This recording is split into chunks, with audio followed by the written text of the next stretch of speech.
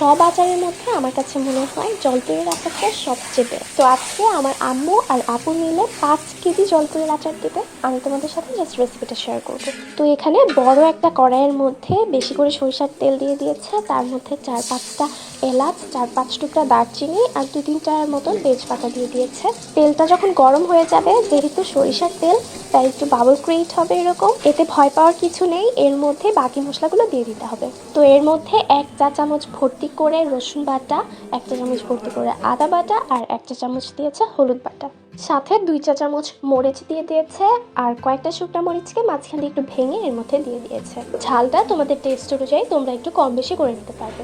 তারপর মশলাটা কিছুক্ষণ ভেজে নিয়ে তার মধ্যে কেটে রাখা জলপাইগুলো দিয়ে দিচ্ছে। আচ্ছা, জলপাইগুলো কিন্তু এখানে আগেই প্রসেসিং করা হয়েছিল, ভালো করে খেয়াল করলেই তোমরা দেখবে জলপাইগুলোর গায়ে কাটা কাটা দাগ আছে। তো এইভাবে করে জলপাইগুলোকে আগেই কেটে নিয়েছিল আপু, তারপর শুধু গরম পানিতে একটু ভাপিয়ে নিয়েছে। জলপাইগুলো দিয়ে এর মধ্যে 3 চা চামচের মতো লবণ দিয়েছে।